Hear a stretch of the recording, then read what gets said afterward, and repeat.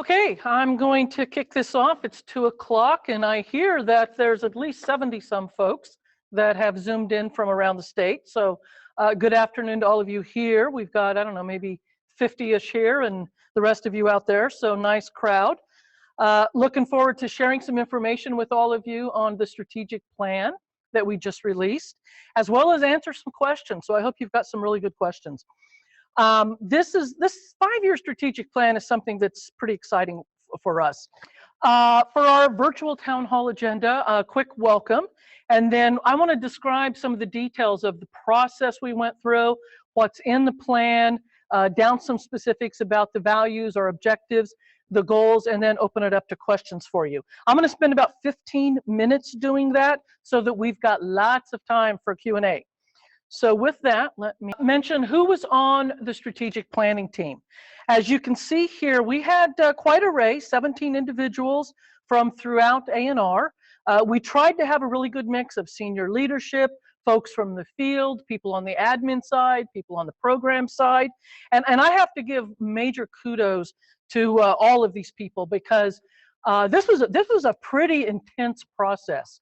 We had to clear calendars and find a lot of days to meet within 4 months from start to finish.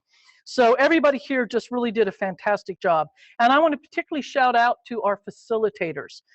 Kathy Eftekari, who is from the Office of the President, was very instrumental in getting us through this effort. And our own Catherine Webb Martinez worked right hand in glove with her, pushing us through the process and really was just a valuable resource as we worked through it. All this information is in what you got with the strategic plan, so I'm certainly not going to read everything that I'm hoping you read. So, process. We began this August 2016 at President Napolitano's request. This was a follow-up to a presentation we did the end of June where we presented a big picture of ANR and where we were and 5-year financial projections. It was the first time ANR had done that kind of presentation exactly like all 10 campuses do. It was something President Napolitano asked us to do. She loved that presentation, came back to us and said, listen, I love it, but I need more detail. I want to see a 5-year plan where you really drill down into details. So that's what we did. We started looking at things she specifically called out, like how to enhance our programs, a plan to expand our relationship with all 10 UC campuses, as well as other key partners, increasing the diversity of our workforce, and other extremely high priority areas around recruitment, retention, how we manage our folks. We were the 3rd division in UC Office of the President to do this.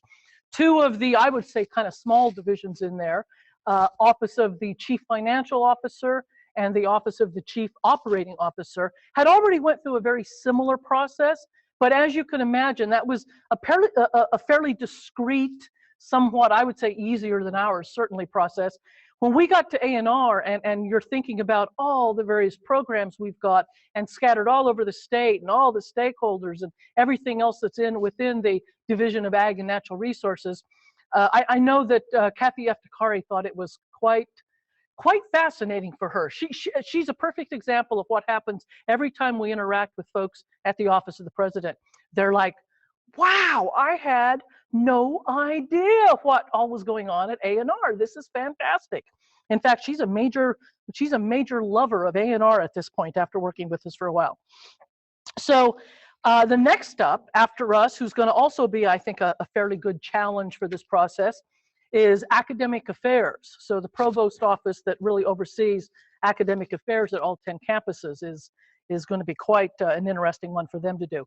The long-term goal is to eventually have all of us individual parts of the University of California finish this kind of exercise, really have good, strong strategic plans that then can really start linking up so that we can start finding even more synergies and opportunities to collaborate throughout the entire UC system. That's certainly President Napolitano's vision, and I totally share in that vision. As we went through exercises to develop this, we did what you would typically expect in a strategic planning exercise. We did a SWOT analysis. We ran through a lot of exercises developing the values and the core the stuff you'll see here later. And also we reached out to a lot of people. We did a fair amount of outreach in a short amount of time. Over 110 people were surveyed. They included county directors, rec directors, program team leaders, administrative units, statewide programs, the institutes. We surveyed all of those again. Plus, we also checked in with a variety of our advisory groups, internal ones such as all the specialists on the Davis campus. We actually met with folks on all 3 of our AES campuses. We met with the Administrative Review Council, the Program Council, the VP Council, and a very important external stakeholder group, the President's Commission on Agriculture and Natural Resources, which are senior external stakeholders that meet with President Napolitano a couple times a year. So I do want to kind of end that particular discussion by pointing out that one thing that's really, really important here, this is not a strategic plan to replace the strategic vision that was developed in 2009. That was a wonderful process that involved a lot of stakeholders and is a good, solid vision. The effort here is to operationalize. But having said that, we did take the time to try to see what we wanted UC ANR to look 25 and 30 years into the future. And we came up with what some of you from the organizational development field or the facilitation field would recognize as a big, hairy, audacious goal. And it took a while to get to this, but I think all of us are pretty happy with it. And it's pretty simple, really, at the top there. UC ANR will be recognized by every Californian for having made a positive difference in their lives. Big, big goal when you consider how many 30+ million people are in this state. So we've got some work ahead of us. The vivid description is just a furtherance of that to kind of flesh out what the big, hairy, audacious goal is and give us a few goals to kind of link on. After that, I want to go into our core values. Again, you know, they look so beautiful up there, and seeing them now, it's kind of easy to say, oh yeah, those are our values. But it was a process. In fact, I have to say it was a fascinating process because the facilitators ran us through a whole bunch of questions where we had to actually answer things like, would you be willing to quit your job if this wasn't in place? Because we started off with lots of values, lots of great words. You know, you brainstorm all those words. And by the time we went through that kind of process and really worked it down to what was the core, the internal, deep values for UC ANR, we came up with these 6. And I'm quite thrilled with them. Integrity. Everybody in this division, I think that is one of our top things. Collaboration, it's what we've been about for decades. Innovation. This is something as we move into the 21st century and we try to deal with all the challenges facing us there, we're getting even more and more focus on innovation and imagination and creativity. Inclusion, making sure we're serving all of the folks of California and really identifying all the needs and opportunities out there. And of course, community, because we're local. We're in county offices. We're working with local people all the time. And that community and that sense of working community is important. And then last but certainly not least, excellence. Doing the very, very best work we possibly can. To get us there, we're looking at our strategic objectives. We've got 5 of those. These 5 have within them 15 individual goals. I'll go over those in a second. But you'll notice that the big one right at the top is all about executing the mission, because that's really why we're here. We're all here to make sure our mission is being served and executed. The rest of it is supporting that mission, and equally important because without the people and the resources and the infrastructure, we can't deliver on the mission. So we've got to make sure they're in place and that they're all as world-class as anything else. Let me go into detail on those goals. So executing the mission, our research and extension goals. I'm going to just read a little bit of these, as much as I try not to read slides, a very bad PowerPoint mistake for people to make. but I think it's important to understand what they are. I'm hoping everybody read this already or at least glanced at it, but just in case. So number one, and you'll notice each of these goals, the similarities is that they have a goal owner. That person is on here right now as who's going to be personally responsible for kind of keeping an eye on it moving forward. They've got a statement, an opportunity, the solution, benefits to the organization, assumptions, metrics, targets, and then key strategies. And I'm not going to go into those today. They're in the document that you received. But the goals themselves, and the first two you'll notice are relatively still newish. Associate Vice President Wendy Powers is owner of our goal on research excellence and the ability to deliver science-based solutions. And this is really key about strengthening partnerships, both existing and new opportunities. Her second one is on increasing the reach of our research extension impacts around California by increasing programmatic participation. And again, many of our individual state programs already have that kind of goal built into their individual strategic plans. I think this is a good place to remind us, we built this off of a lot of internal existing strategic planning, not replacing it, not redoing it, but building off of the work already done by program teams and others. The next two goals I'm the owner of, these are kind of newish ones for us. ANR being a driver in California of economic and community development, particularly around working landscapes. The big opportunity there is that when you really look at working landscapes in this state, it's as much as a third or more of the state's economy. And yet far too many people don't know that and just really don't work on helping those opportunities along. Same thing with goal number 4, innovation. I'm really thrilled to say we got quite a little boost on moving on this. The idea for it is for us to help catalyze a statewide initiative supporting innovation and entrepreneurship. We're not going to be the lead. We're going to catalyze a lot of existing entities working on it. Some of you may have seen an announcement that went out.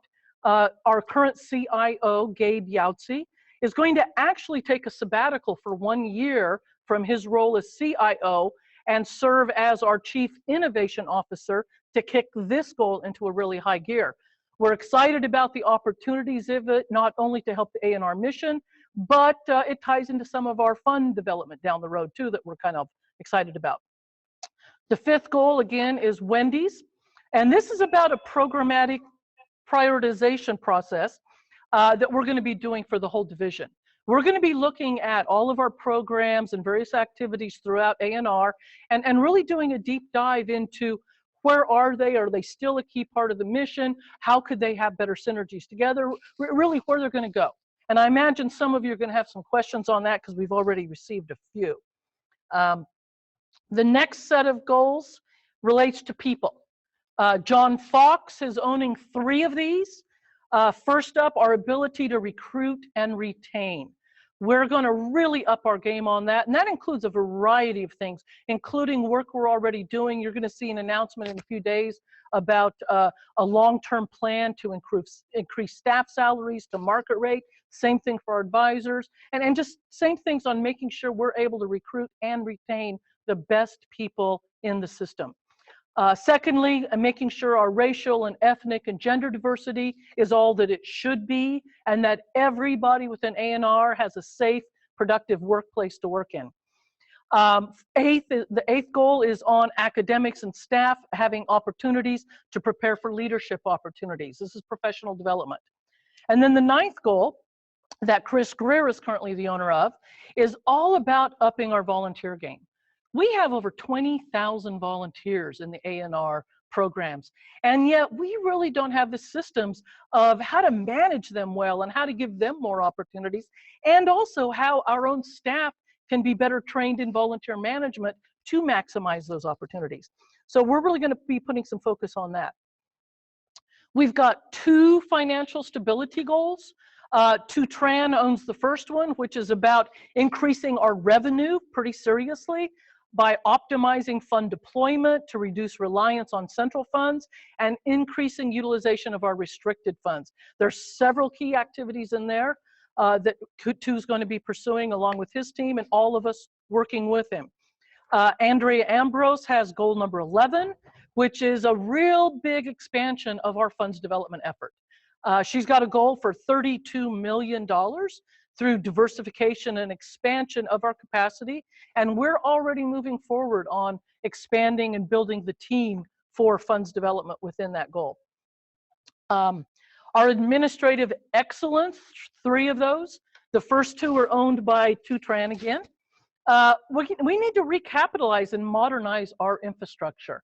We've got anywhere from 30 to 50 years of deferred maintenance on some of our facilities and some of our infrastructure out there. And we've really got to bring that stuff up to 21st century standards so that we can do the kind of research that will solve problems in the 21st century and even start thinking about what we're looking at in the 22nd century. We've got a lot of issues out there, and if we don't have the tools and infrastructure, we're not going to be able to take care of it. This is going to require some significant investment. One of the key things we're looking at right now is how do we move forward on that, how do we pay for it, and how does it fit into the overall picture of ANR. Number 13 is that our administrative functions are efficient, and we're looking at an 8% reduction in administrative costs through that efficiency. Number 14 is owned by Jake McGuire. He's going to be focusing on how we really drive and achieve efficiencies with modernizing our business systems, and this is particularly around UC Path. So a lot of work there. And then last but certainly not least, goal number 15, which Mike Janes owns, is to raise the awareness of UC ANR. We've got to get people to understand who we are, what we're doing, and what are the opportunities for them to engage with us and help us move our mission and their opportunities forward as a team. So with that, I believe we are up to questions. That was a very quick overview, but again, I'm hoping folks have actually had a chance to give the strategic plan a little look.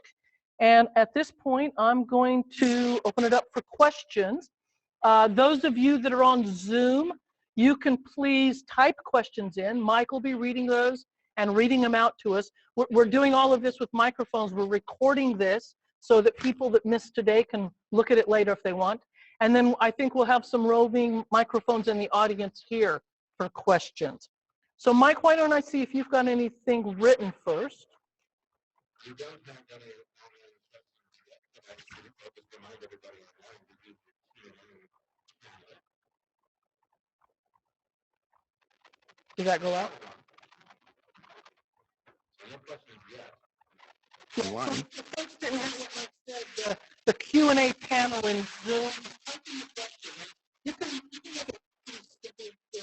and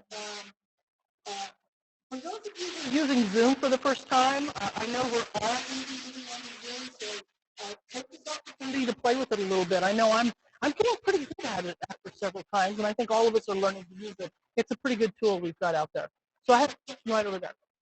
Oh, sorry. We're going to give.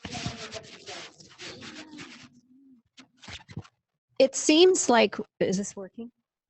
Hello? It seems like some of these plans are going to help one another. So for instance, if Mike Janes, promotes ANR more, we might get more volunteers. And so are you all looking at ways that these might affect each other? Oh, absolutely.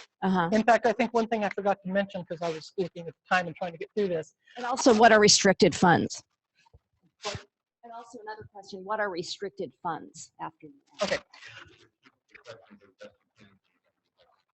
Okay, so the question was, it looks like this plan has a lot of different goals that really have some synergy with each other. They support each other, and that's very true. That's exactly what we're looking for. We're going to be in constant contact with each other as we move forward on this. Each of these goals, those specific activities you see in the goal sheet, are going into something called Smart Sheet, which is a project management tool that we're now getting licenses for. So each goal owner will have those. And I can tell you, we're already starting to do that.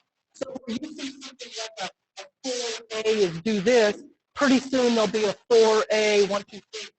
And 4A might even have another stuff like that. And all of them, they're going to be expanded with very strict timelines, metrics, budget, and communications. and goal numbers can share that with people who are working on that specific item.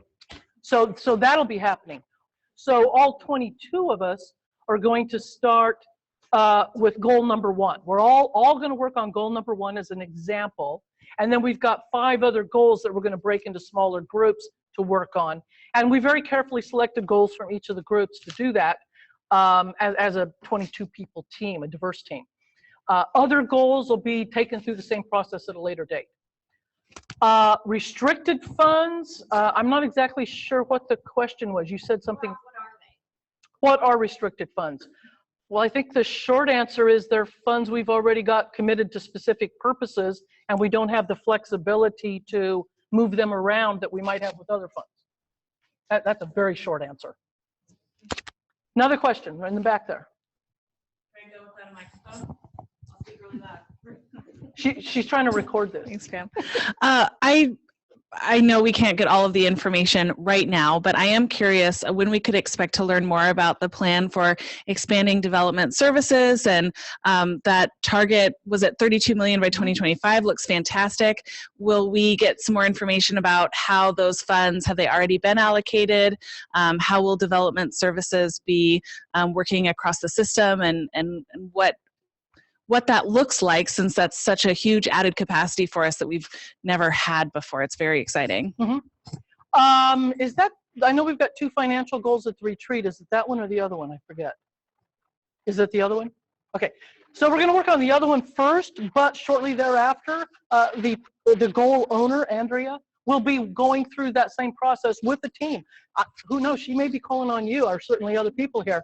She's going to be calling on people to meet with her and help her drill those individual activities down into the steps and the sub-steps and the sub-sub-steps and what does go forward. I can tell you, we have been doing a fair amount of work on funds development already.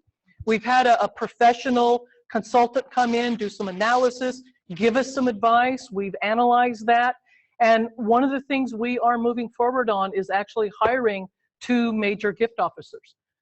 Something that we probably should have done a long time ago, but now we've got the framework to make the best use of those kind of people. So that's at least a little glimpse, but you'll get a lot more. Okay, over here, Mike, and then I'll go back there. Okay, we've got several online questions. I'll start with just one. Mm-hmm. And the question is, the salary differential between academic senate and cooperative extension specialists is widening on the campuses. Does your planning envision addressing this? If yes, when, and if not, when? Okay, it's my understanding that our cooperative extension specialists on campus salaries are linked to ladder rank faculty on campus. There should be no widening of the gap there. Plan to get our advisors up to market rate. Now, as you can imagine, that's going to cost some money, but we're very committed to it, and we are looking at, we'll probably be announcing that in a few months. We're going to announce our staff plan first. So we are moving forward very soon, within a few days, of actually a 4-year plan to get our staff up to market rates of salary. And this is a high priority for all of us. Advisors, I will point out, the last 2 years, we were able to take advantage of the merit increases that President Napolitano made available through some very good arguing, and thanks to UC San Diego, frankly. When she actually put out the initial merit increase a couple of years ago, we were initially told we weren't going to be able to use it because we couldn't compare specialists to advisors. We could only compare this specialist to that specialist, this advisor to that advisor, and we just couldn't make that work. But fortunately, UC San Diego did a rather interesting thing with their allocation for merit increases. They basically identified that the women on their campus were woefully underpaid, and they dedicated it to the women. So I got to go in and say, well, now wait a minute. Why can't I do exactly the same thing with advisors versus specialists? And the provost and the president said, well, yes, actually, that does make sense. We think you should. So for the last couple of years, our advisors have gotten a little bit of a bump there. They're still below market rate in many cases, not all, but it is a priority we're going to work on. Okay, one more here, and then we'll go back there. Okay, the question here is, Regarding the fundraising and our target for 32 million, what is your plan to use the $32 million? What are we fundraising for? Great question. So when you, repeat the question, sorry. Question was, what will we be targeting that $32 million we have as a goal for increased funds development? And the answer is several things. If you look at the strategic plan, you'll find a lot of them there. Some of it's about upgrading our infrastructure. Some of it's about increasing our number of specialists and advisors, that rebuilding the footprint. Some of it's about improving our systems, like our volunteer management, our salaries to get them to market rate. Everything you see in that strategic plan and more, that's the kind of thing we've got to start developing more funds for. And then not just that 32 million, frankly, that's just the beginning. We've got to really up our game if we're going to have ANR be the world-class research and extension organization it needs to be to serve our mission. But 32 million is a pretty good initial goal. I think that answered the question. Read the strategic plan. You'll see what we're spending it on, is the short answer. So back there. So perhaps this is in the strategic plan and I missed it, but just wondering what the plan is for communicating the deliverables and the sort of updates on progress made with the rest of ANR, so that we can know where we're at and maybe what's being worked on next. Mm-hmm. Yeah. Great question. I don't have a complete answer yet. That's one of the topics we're going to go into at the retreat in depth. But I did mention the smart sheets and all that. A lot of people will have access to those. People who are actively working on those will be reporting out to their subordinates. We'll be making regular reports to Program Council, VP Council, Administrative Review Council. We'll have ANR updates going out to all the staff and employees periodically. The plan is to really keep you guys in the loop, because every single person in ANR has got to be engaged in this for it to be successful. Back to you, Mike, unless somebody else in the audience. Sure. Here's another question. I understand the STEP leads have been identified, but have the team members to execute the various steps of the plan been determined? Well, I don't think anything, okay, the question was, sorry, I keep forgetting. The question was, the goal owners have been identified. Have other members of those individual activities and teams been identified? And I think there's not one answer. I think some goal owners are further along than others. I know, for example, one of my goals, the innovation goal, I have identified several people. My other goal I own, I haven't yet. And I think every one of the goal owners would have the same answer. That's one of the things, again, in a couple weeks when we have the retreat, we're going to drill into 6 of them, and we're going to do the others very quickly. And don't be surprised if you get asked to be active on one of these in one way or another. But teams will be put together, and we're going to really involve a diverse array of ANR. And in many cases, not just ANR, but also external partners and stakeholders that are crucial to us moving forward on this too. So right there. Okay. Question about partnerships and funding coming from partners. Mm-hmm. There are some people who criticize that the university is losing its independence and some bias is being created in the research, mm-hmm. Including an article several years ago called The Kept University. How do we combat that? Okay, the question was, as we talk about more reliance upon funds from external, non-governmental, non-UC type sources, how do we maintain our integrity and combat complaints of us being bought off, or so to speak, that some articles bring up? I think that's why those core values are so important. The excellence of our research, the integrity, the partnership, the collaboration. I would say transparency. I can't remember if that word was in there, but if it's not, it certainly is a key thing. Everything we do has got to be transparent. We are a public university. We publish our work, we share our data. I think that combined with integrity, we've just got to maintain that. We've got to use our communication staff to get that message out. But the reality is the public is not providing the level of public support that they used to. If you look at the the funds, particularly state government funds, and not just this state, this is a national issue. If you look at the amount of state funding for public research institutions, it's been on a steady downhill slope for a couple decades. And that is not going to turn around very much. Actually, UC has had a little bump the last few years, thanks to the agreement that President Napolitano and Governor Brown came to.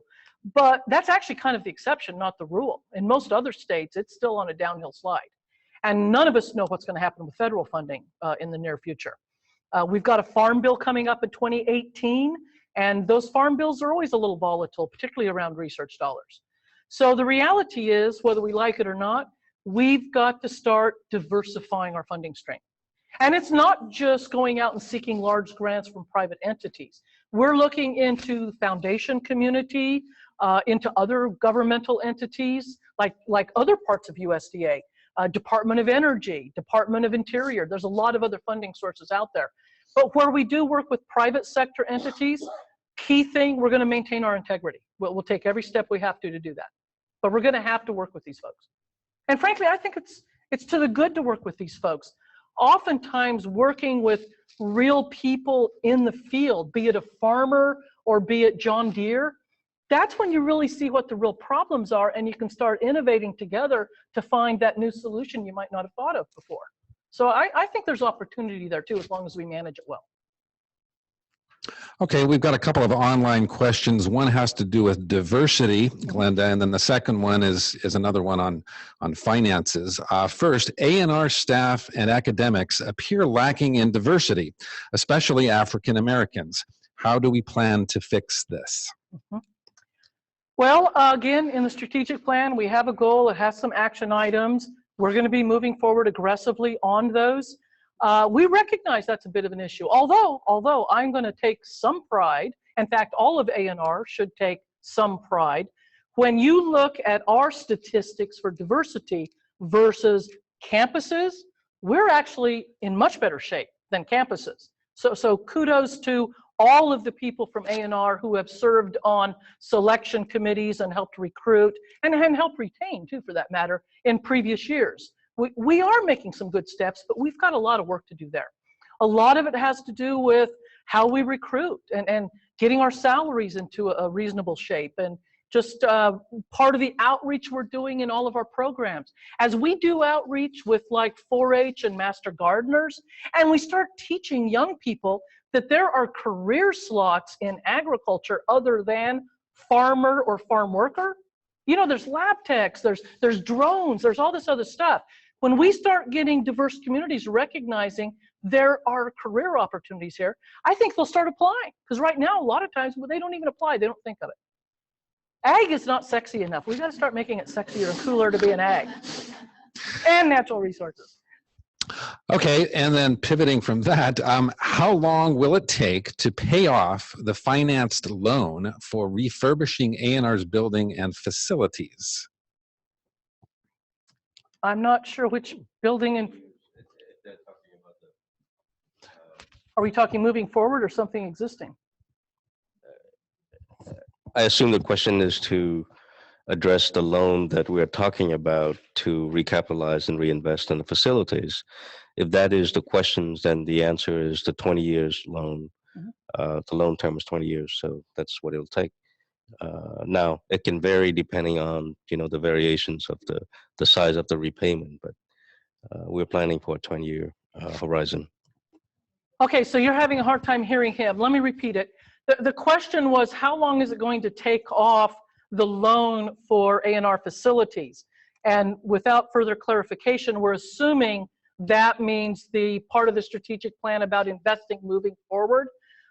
We've identified that there's a little over $40-ish million we really need to spend throughout our system just to get our system up to where it needs to be. And I'm not even talking, really having world-class facilities and infrastructure. I'm talking just adequate to do the job, about $44 million. We're looking at a business plan right now to make that investment. It's going to involve tapping into some of our reserves, but it's also going to involve taking advantage of the extremely cheap money that is available to finance right now. Thanks to UC just processing some new bonding, there's these UC Century bonds that have extremely low interest. And we're anticipating we can get some of what we need to do this investment from that, and it'll have approximately a 20-year timeline to pay it off. And as we move forward, you'll have more details on that. I can say our rec directors right now are working diligently with other senior leadership to come up with the big plan for that, to figure out what we need to do. And it's not just our recs either. You may have noticed this last year, we made a pretty significant investment in both some recs and some county offices on things like high-speed internet, because some of them just didn't have it. It's our county offices, it's our buildings here, it's the whole system. We're really trying to look at this as a whole system where all of the parts in good shape working together are greater than, the sum of them is greater than their individual parts. So it's really a systemic investment. Okay, and we have still more online questions.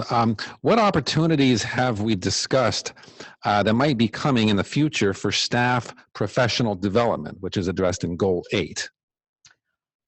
So that is addressed in Goal 8, and frankly, I haven't personally been working on that a great deal.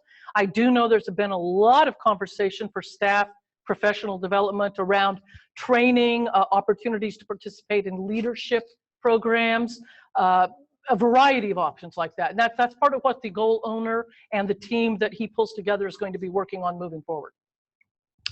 Okay. And another online question. On the ground, Glenda, we spend a lot of money and time dealing with regulatory and bureaucratic affairs. Are we going to be allotted the resources and contractual liberties to work in comparison with the private industry, where efficiency is promoted? Well, that's a great question. You know, I was in a meeting this morning with folks from 2 or 3 organizations, including the federal government. And I've actually found myself joking a little bit lately that having served the previous 6 years in the federal government in U.S. Department of Agriculture, I'm a little shocked at the university system because, frankly, it makes the federal government look like a model of efficiency. And I never thought I would say that. But the university system does have some hoops to jump through and some stuff.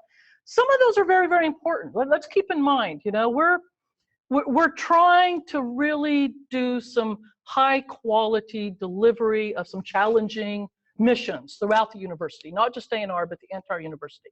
Now, having said that, I think I can also say that President Napolitano is not very fond of unnecessary bureaucracy. And to the degree she can, the last 2 or 3 years that she's been on the job, she's been cutting through some of that red tape, I would think.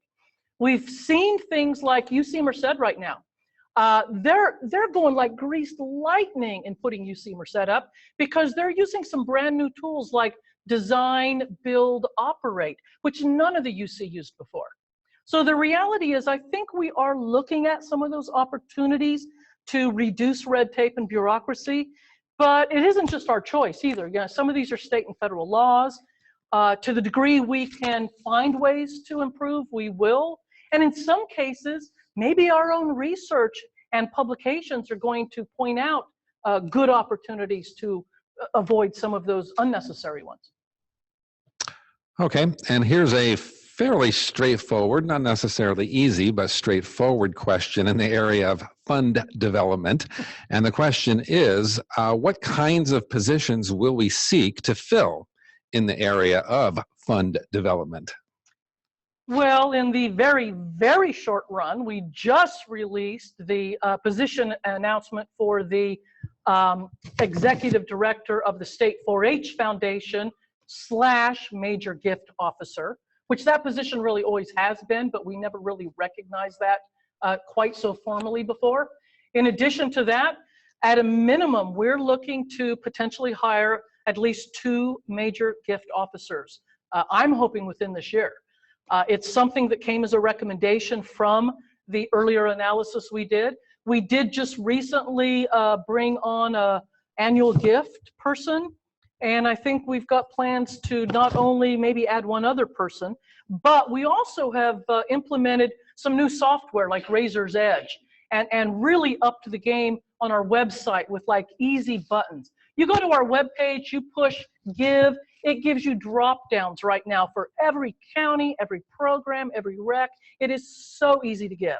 And I know because on Giving Tuesday, I hit several of them. Once you populate it once, you don't even have to type your name in again. It'll just let you go give to somebody else. So we're putting not just people, but software and infrastructure in place to up the game. Okay. Is there a potential to make the deliverables and the results of our strategic plan as a graphic or as an internal website or even an external website? I hesitate to ask that because it falls sort of in the area of communications. You're afraid I'm going to give you the job. Well, actually, we sort of have given you that job. The question is about how we're going to really share the information. Again, as I mentioned before, Smartsheet, quite a few people will have access to those individual goals who are working on them. We do plan to do a lot of messaging and outreach on progress. I guess your shop can help us make some pretty graphics that help tell that story.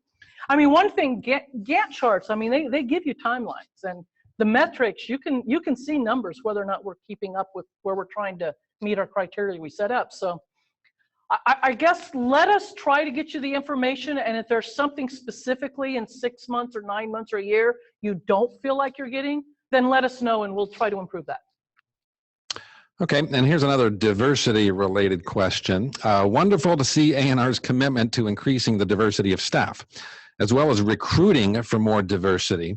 Will there be training to sensitize all staff to diversity issues and improve our skills in discussing diversity? Absolutely. I think some of that training is already available, and to the degree that we need to as part of that goal number 8, we're definitely going to be upping that game too. And it's a lot of different stuff. It's not just going online and doing one of those hour-long webinars and how to be diverse. It's things, again, like participating in leadership programs. You're not going to be a leader if you don't see the value in diversity. So we need more people doing that. We need folks are going through the Crucial Conversations training that Jan Corlett leads, and similar type programs throughout the system. All of those are going to help us with our diversity in a positive way. That's what we really want. Okay, and I think you'll also appreciate this question, Glenda. What is the programmatic prioritization that's addressed in goal number 5? Oh, that's Wendy Powers' goal. This, and let me answer, and if I don't quite get it, Wendy, feel free to add on. That goal, when you look at it, we want to really do an analysis, because when you really look at ANR, it's often been said we're a mile wide in some places and an inch deep. And are we really making the best use of our resources? Are we really targeting our programs in the way that they make the most sense? Maybe some of them need to be expanded. Maybe some of them need to be tweaked a little bit. Maybe some of them need to be combined. Maybe we need some new ones, who knows? But we've just really got to do an analysis, and this is not going to be overnight. I think Wendy's planning on a couple years for that, 2 years.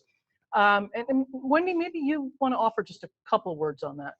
Sure. So we're still working on the plan to actually do the programmatic prioritization process. And this will be part of the conversation at the retreat at the end of the month. But as Glenda pointed out, it's really about implementing a good business practice and going back and asking, what are we doing? What do we need to be doing in the future? How do we do it better? And how do we make space in order to amplify programs, make them efficient, make them more impactful? And so it is going to be a long process of gathering a lot of input from all of you, as well as then determining how to move forward. Okay.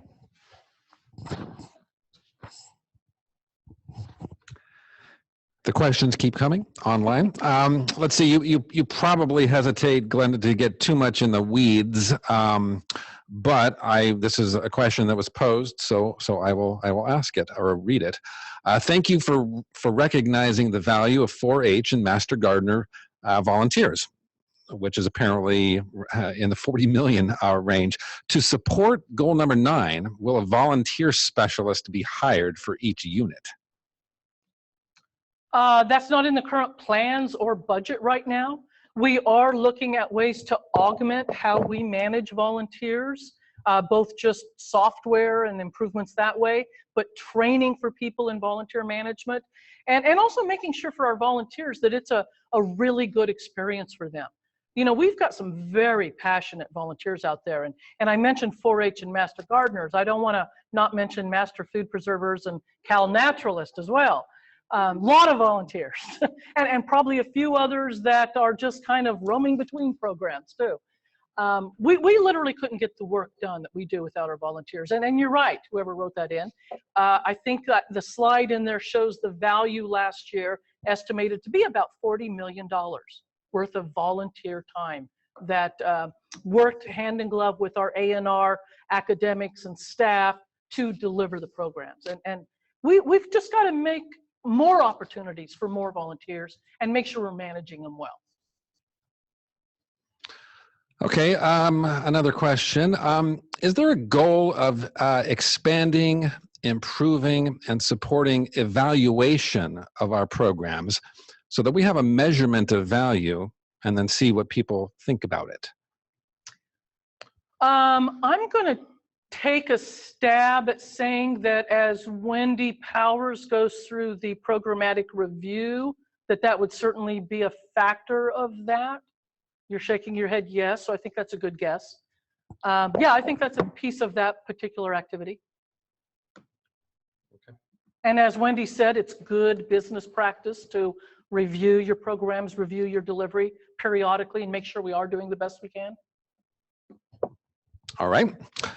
For goal number 3, Glenda, what is the definition of working landscapes? What is not included? Because it mentions protected wildlife habitat, row crops, rangelands, and urban areas. Are they all considered working landscapes? Well, that definition's a definition, a wording that's been out there for a couple decades now in various ways. What our goal there was to actually collaborate with ongoing efforts. There's a working landscapes action team officially chartered as part of the state economic summits plan. And actually I help co-chair that. Several of our UC Cooperative Extension people are active in various bits of it.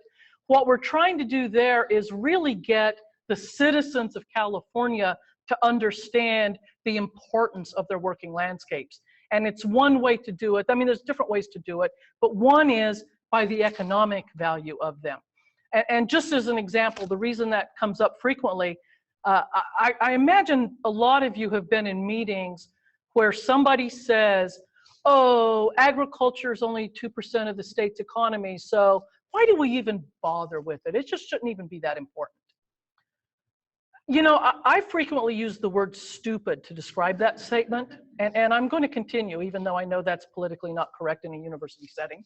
But it is stupid, because all it's looking at is a tiny little slice of raw farm gate value. It's completely ignoring all the activities that go around agriculture, forestry, fisheries, natural resources management, recreation out on rural areas, mining, renewable energy, all the many things our working landscapes give us, which we actually have a study showing that in 2012, that was worth over $312 billion in direct sales.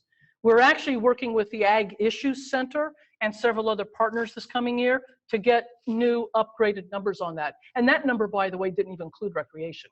And oh, by the way, that number doesn't include the value of ecosystem services. You know, look over here just to the east of us, the YOLO bypass right now. If that bypass wasn't under as much water as it is right now, downtown Sacramento would be flooded, and flooded badly. That's why that bypass was put in place. That's the kind of ecosystem services our urban public doesn't even think about, completely takes for granted. So the goal of that working landscapes is to bring all those different pieces together and get the synergies of making that case and helping work with people who are seeking the economic development opportunities, which is a lot of partners we already work with, actually. Let's see. Mike and Miriam have done an excellent job with the technology. Oh, wait, that's not a question. Sorry, that's an editorial comment. I think that actually wraps up the online questions, but we have a few minutes in case anybody else, either online or here in the room, have any final questions. How come you didn't comment how well Pam did? Yes, Pam's got her exercise in running around with the microphone today. There's a question. And folks, while she's taking the mic over there, let me remind you, when we released the strategic plan out to you, there was a link provided for you to make additional comments. As of today, we haven't gotten a single comment. I don't know whether that means you're just really happy, or you're still digesting it, or you're rewriting it so that it sounds more professional than annoying, or whatever. Maybe you just got to think about it some more. But we would truly love some comments, and including ideas. If you know of something we may not have thought of about a specific activity, write it in. We'd love to get that. You know, just say, hey, so-and-so's working on this. It might fit well with that. It might support it. That'd be great. So now we're there. Yeah, and maybe this is geared to also Andrea's work, but is ANR pursuing more like endowments? Do we even have endowments? And okay. We have quite a few endowments, actually. Okay. The question was about, are we pursuing endowments? I don't off the top of my head know the general round number. Do you? Just big. About 58 endowments worth close to $200 million. Okay, so we have about 58 endowments already worth about $200 million. And those provide a fair amount of resources that we're already using. Now, we are upping the game with endowments. As you may have noticed in updates recently this past year, 4 new endowed chairs. Last year, we got 2 that the Pistachio Board funded, utilizing President Napolitano's matching funds, created 2 presidential endowed chairs, which one of which ended up being a specialist from the Davis campus and the other an advisor from our field, both of them in our system, working on, one of them was about soil-water interactions and another one was, I think, genomics and plant varieties. More recently, the California Rice Commission has funded an endowed chair. They provided $500,000. President Napolitano matched that with $500,000. And that will be going for an advisor working in the rice. California grown rice. We haven't actually started the process to select that particular individual yet, although that does remind me, we're working closely with our own UC ANR academic assembly on how we process those and how we do those kind of selections in much the same way a campus would work with their individual academic senate. And since it's already been in the newspaper, I'll mention our recent one, especially you in the office here. You've seen the big check in the hallway there. The Orange County Farm Bureau donated $500,000, again, being matched by President Napolitano for $1 million endowed chair. That particular one's a little different. We don't have to compete it because it is tied to whomever is the current director of the South Coast Research Extension Center. And it's for ag education outreach activities in that particular region. So whoever wants to donate money, believe me, we'd love to talk to them if you know somebody. And they get to really, specify what the uses of these kind of things are for. So yeah, we love endowments. We love any kind of funds development. Okay, I think we have time, Glenda, for a couple of final questions. And ironically, we've got about 2 left here online anyway. And this one has to do with partnerships and collaborations. Are you considering partnering with any non-UC ag-focused campuses? Absolutely. Yes, absolutely. In fact, we already do. UC is already a very strong partner with something called the Agricultural Research Institute, which is a special line item from the state legislature that 6 of the CSU system, Fresno, Chico, the 2 Cal Polys, Monterey Bay, and Humboldt State. They get a specific line item on agricultural research. We help oversee and handle the peer review and some of the administration of that. So that's a great partnership, and a lot of our people work hand in glove with CSU people on that. We have CSU people in some of our many grants that we give in our competitive grant program, and working on projects and grants from other sources too. We're also working more and more with new, again, one of the goals that President Napolitano wanted was all of the UC campuses. We're also starting to look at partnerships with our community colleges. One of the things you'll see in the innovation goal coming forward as a pilot project, something up in Humboldt County that they're doing an amazing job on. Their county fairgrounds has at this point incubated over 15 food-related small businesses. In fact, a couple of them aren't so small so much. 2 of them outgrew the fairgrounds and have went off with 50 or 60 employees, brand new businesses. And we want to start working with our community colleges, our county offices, the fairgrounds, and whomever else, particularly in our more remote parts of the state, to make sure that all of our citizens, particularly our rural citizens who often don't have access to that kind of support, really can. So yes, CSU, community colleges, non-UC, we're interested in collaborating with a wide array of folks. In fact, one thing, I'll be going to China in March because the US Department of Agriculture has asked us to take a leadership role in how all US land-grant universities interact with the Chinese equivalent of land-grant universities. We're one of 5 systems asked to take a leadership role there. California, Oregon, Colorado, Nebraska, and Purdue out of Indiana. So, that's another example of the kind of partnering we can do. Plus, we've got a lot of folks involved in multi-state research projects through the Ag Experiment Station. There's actually just a couple of final questions.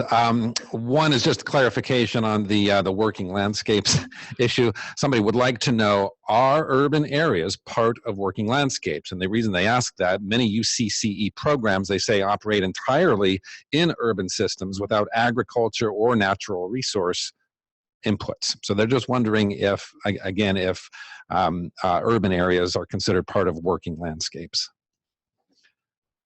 I don't have a great answer for that.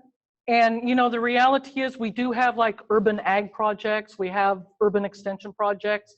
To me, urban and rural is a continuum and needs to work together on most issues, particularly when you talk about things like a food shed, a regional food system. It's urban and rural. So I don't like those kind of distinct lines. We mostly just want to highlight the fact that agriculture, forestry, fisheries, all of those things that are typically considered working landscapes are a huge part of the state's economy and something that all the citizens ought to be aware of and invest in. Okay, and then finally, and then again, this is sort of in the weeds, but somebody's asked it a couple of times, so I'll pose the question. Apparently in the map of our strategic plan, there's a map in the document that shows Hanson Trust, or the Hanson Trust property, as a REC, as a research and extension center. So she's wondering when that happened, what the process was involved for the transition to make it a REC. Wow, and unfortunately, that predates me. Right. I don't have a good answer on that. It predates me. I don't even know what year that took place, but it's quite some time ago. In fact, I would say actually if you went to the website of the Hanson Rec, I believe they have a history page there. So get on your computer, whoever that was. Any other questions? We're about to, one right there. I have a question. Are you soliciting external stakeholder input for our strategic plan? Yes, we would love external stakeholder input. We did put it online, so at this point, whether we want it or not, they certainly could go click there and offer a comment. But we do want comments. I particularly would love their comments coming in saying, "Oh, hey, we love this and we'd like to work with you." That'd be a great comment. But yeah, we want comments. We're going to be sending it out to external stakeholders. We've already sent it out to some groups, and Mike Janes is working on how we get it out to a larger array of external stakeholders. I'm assuming those of you at the local level, if you're going to be working on some of these goals, you're going to be sharing it with external stakeholders that can help us with those. I'll just add, I would encourage folks around the state, anybody tuned into this webinar, to do that, to share the strategic plan of the division with key external stakeholders of yours. Fine. So with that, I'm going to say goodbye for this hour. It's been great. I think this has been a very productive town hall. Thank you for all of you that offered questions. And if you've got more comments, again, go to the link in the document you got and offer those up. We'd love to see them. So again, thank you all for everything you're doing. I'm really excited about our opportunities moving forward with this strategic plan. Thanks.